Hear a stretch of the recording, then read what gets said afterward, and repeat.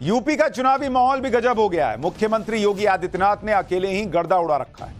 UP में bulldozer का break dance चल रहा है। उधर अखिलेश यादव भी पसीना बहा रहे हैं कि वो योगी को टक्कर दे पाए। चौथे चरण में खुद अखिलेश की सीट भी है और इसलिए अखिलेश को ज्यादा टेंशन हो रही होगी। इसके अलावा चौथा चरण पूरी तरह से बीजेपी के पक्ष में पिछली बार रहा था, इसलिए अखिलेश के लिए इस चरण में एक भी सीट निकालना पहाड़ जैसी चुनौती है। अखिलेश यादव के लिए पहाड़ जैसी चुनौती इसलिए भी है क्योंकि सीएम योगी ने तय कर लिया है कि यूपी में एक भी सीट विपक्ष को नहीं देना। एक एक सीट के लिए विपक्ष को तरसा देना। सीएम योगी ने आज यूपी में खीरी, सीतापुर, धौरहरा में रैलियां की और इन रैलियों में चुनाव की नई लाइन तय कर दी कि अब चुनाव राम भक्तों और रामद्रोहियों के बीच बंट गया है। एक बार योगी आदित्यनाथ को सुनिए, फिर बताऊंगा कि यूपी में चुनाव के बीच बुलडोजर डांस कहां होने लगा है। पूरा चुनाव अब तो राम भक्तों और रामद्रोहियों के बीच में बंट करके रह गया है। एक और राम भक्त है, पूरे देश का राम भक्त एक और खड़ा है और वह एक स्वर से बोल रहा है, जो राम को लाए हैं हम उनको लाएंगे। और दूसरी तरफ रामद्रोही है, वे कहते हैं मंदिर बेकार बना है, वे कहते हैं मंदिर बनाने की आवश्यकता ही नहीं थी, वे कहते हैं भारत के अंदर मंदिर की क्या आवश्यकता थी। तो भगवान राम का मंदिर भारत में उत्तर प्रदेश के अयोध्या में नहीं बनेगा तो क्या काबुल और कंधार में बनेगा? क्या लाहौर और कराची में बनेगा? क्या योगी आदित्यनाथ क्लियर कट बात करते हैं और उनके इस तेवर से यूपी की चुनावी गर्मी और बढ़ चुकी है। यूपी में 3 चरण की वोटिंग हो चुकी है। अब चौथे चरण में 13 सीटों पर वोट पड़ने हैं उत्तर प्रदेश में। इसमें कन्नौज है जहां से अखिलेश यादव खुद चुनाव लड़ रहे हैं। इसके अलावा उन्नाव, इटावा, कानपुर, बहराइच, खीरी, शाहजहांपुर, सीतापुर और हरदोई के अलावा फर्रुखाबाद, धौरहरा और अकबरपुर और मिश्रिक की सीट शामिल है। यह सेंट्रल यूपी और अवध बेल्ट का इलाका है जहां बीजेपी के सामने कोई दूर दूर तक नहीं है। अगर आपको 2019 का रिजल्ट दिखाऊं तो यूपी में जो चौथा चरण है इसमें बीजेपी ने 13 की 13 सीटें जीत ली थी 2019 में। एक भी सीट इंडी गठबंधन के पास नहीं आई। यानी ना समाजवादी पार्टी, ना बीएसपी, ना कांग्रेस, सबका सुपड़ा साफ कर दिया था बीजेपी ने इस चौथे फेज की 13 सीटों पर। इस बार भी सीएम योगी ने तय किया है कि चौथे चरण की एक भी सीट किसी को नहीं लेने देंगे। सीएम योगी की पॉपुलैरिटी का हिसाब इसी से लगाइए कि कल वो फर्रुखाबाद में रैली करने गए तो उनके स्वागत में लोग बुलडोजर लेकर पहुंच गए। सीएम योगी के स्वागत में करीब 1 दर्जन बुलडोजर लेकर लोग चुनावी रैली वाले मैदान में गए।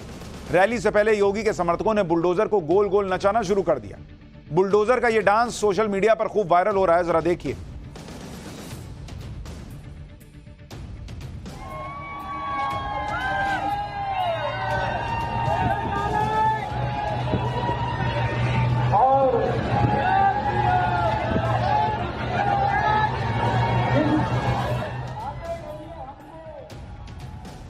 यानी सीएम योगी के स्वागत में बुलडोजर डांस चल रहा है।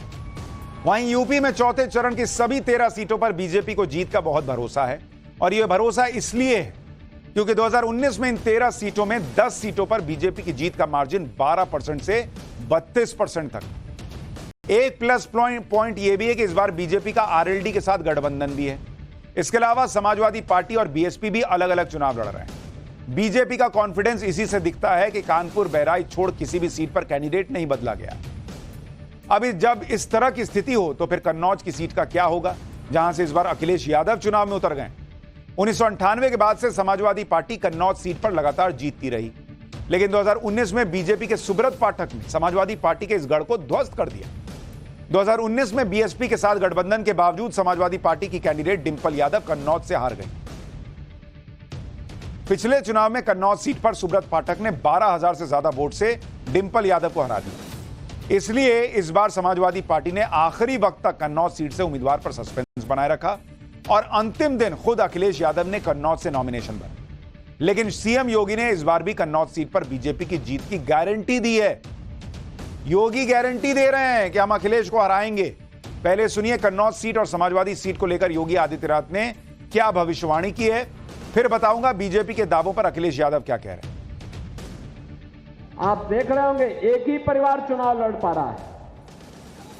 और बहनों और भाइयों, मैं आपको इस बात के लिए आश्वस्त करता हूं, देखो 3 चरण में चुनाव हुए। समाजवादी पार्टी के एक ही परिवार के लोग 5 लोग चुनाव लड़ रहे हैं। 3 के चुनाव संपन्न हो गए, तीनों के तीनों भाजपा की झोली में जाएंगे। चौथे चरण में कन्नौज में भी चुनाव होने जा रहा, वही भाजपा के झोली में जाएगा। और छठे चरण में आजमगढ़ में होगा, वो भी भाजपा की झोली में जाएगा। एकदम 0/0 होगा इनका, खाता ही नहीं खुलने देंगे। उधर समाजवादी पार्टी के अध्यक्ष अखिलेश यादव ने भी आज बहराइच और लखीमपुर खीरी में चुनावी रैलियां। अखिलेश यादव ने शुरुआत के 3 चरण के चुनाव के बाद यूपी ही नहीं देश भर में बीजेपी का बैलेंस डगमगाने का दावा किया। साथ ही अखिलेश ने कहा कि बीजेपी हार के डर से इतना घबरा गई है कि तीसरे चरण के बाद 400 पार का नारा देने वाले नेताओं की भाषा बदल गई। अखिलेश यादव को एक बार सुनिए, फिर आपको यूपी में चौथे चरण की एक और हॉट सीट का गणित बताऊंगा। ये सरकार वाले सोच रहे हैं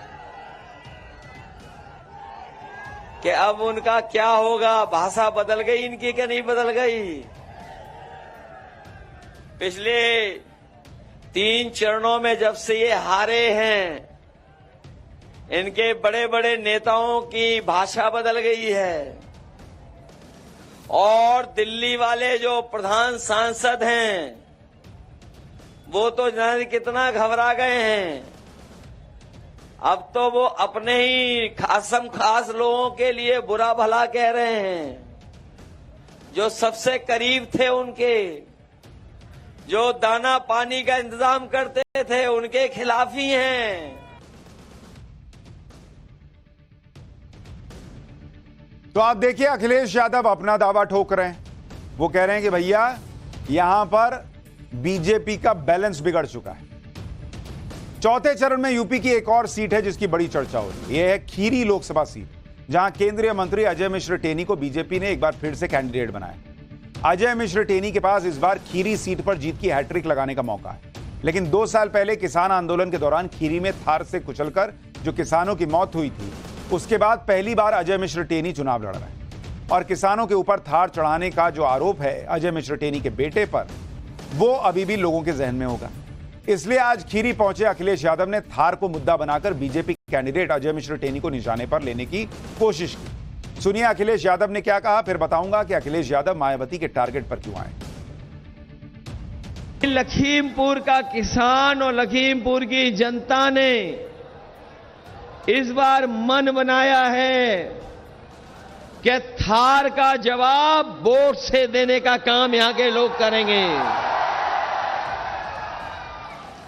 जो लोग कह रहे हैं कि उन्हें और बड़ा बना देंगे, हमें पूरा भरोसा है लखीमपुर की जनता पर और किसानों पर, क्योंकि ये जिला हमारा बॉर्डर जिला है।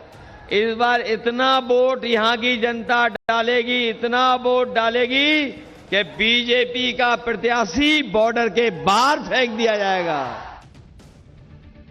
लेकिन चौथे चरण से पहले अखिलेश यादव की एक और मुसीबत है जो बढ़ गई। मायावती ने आज अखिलेश के खिलाफ मोर्चा खोल दिया। मायावती आज कन्नौज में थी। उन्होंने बीएसपी कैंडिडेट इमरान जाफर के समर्थन में विशाल रैली की। इस दौरान उन्होंने अखिलेश यादव के मुस्लिम प्रेम में की जमकर धज्जियां उड़ाई। मायावती ने कहा कि समाजवादी पार्टी को परिवार से ही फुर्सत नहीं मिलती। कन्नौज में मुस्लिम आबादी ज्यादा है, लेकिन टिकट के लिए परिवार के लोग खड़े हो जाते हैं। आपको सुनाता हूं बीजेपी का नाम लेकर मायावती ने कैसे अखिलेश यादव पर निशाना साधा। तो सपा का मुखिया क्या कहता है कि ये तो बीजेपी के इशारे पर मुस्लिम समाज को टिकट दिया गया है। आपके कन्नौज लोकसभा की सीट में मुस्लिम आबादी काफी ज्यादा है। सपा तो मुसलमान को कभी टिकट देती नहीं है। उनको तो अपने परिवार से ही फुर्सत नहीं मिलती टिकट देने में, बंटवारा करने में। तो समाजवादी पार्टी के परिवार से ज्यादा लोग खड़े होते हैं जब इनकी आबादी बहुत ज्यादा है यहाँ पर। और जब हम मुस्लिम को टिकट देते हैं, उनका हक देते हैं, वो भी इनके गले के नीचे से नहीं उतरता है। समाजवादी पार्टी की हालत सिर्फ कन्नौज में टाइट नहीं है, कई सीटों पर पार्टी को अभी से हार नजर आने लगी, इसलिए बहानों की लिस्ट भी तैयार है। अखिलेश के नेता अधिकारियों को धमकी देने से बाज नहीं आ रहे। अखिलेश यादव के चाचा समाजवादी पार्टी के महासचिव शिवपाल यादव आज इटावा में रैली करने पहुंचे। इस दौरान उन्होंने कहा कि बदायूं से लेकर मैनपुरी तक गुंडई चल रही है। बीजेपी के कहने पर प्रशासन एक्शन ले रहा है, लेकिन इनको भी मालूम होना चाहिए कि सरकारें भी बदलती हैं। सुनिए शिवपाल यादव क्या कह रहे हैं। हमारे यहाँ बदायूं में गुंडई करी है, अभी जसपाल नगर से लेकर मैनपुरी में गुंडई, आज भी गुंडई चल रही है। कोई भी टपोरी कार्यकर्ता उनका अगर कहीं झूठ बोल के दरख्वास्त दे आता है तो उस पर पुलिस पहुँच जाती है। परेशान करते हैं। उनको ये पता नहीं है कि सरकारें भी बदलती हैं। खैर, सरकार बदले ना बदले क्या होगा ये तो पता चल जाएगा, लेकिन केजरीवाल जी की किस्मत बदलेगी या नहीं ये कल पता चलना। पाठशाला में अब अगला चैप्टर, ईडी ने वो कर दिया कि कल केजरीवाल जेल से बाहर नहीं आ पाएंगे क्या? कल ईडी केजरीवाल के साथ वो करने वाली है जिससे उनकी टेंशन और बढ़ेगी क्या? सबसे पहले अब इसकी बात करते हैं।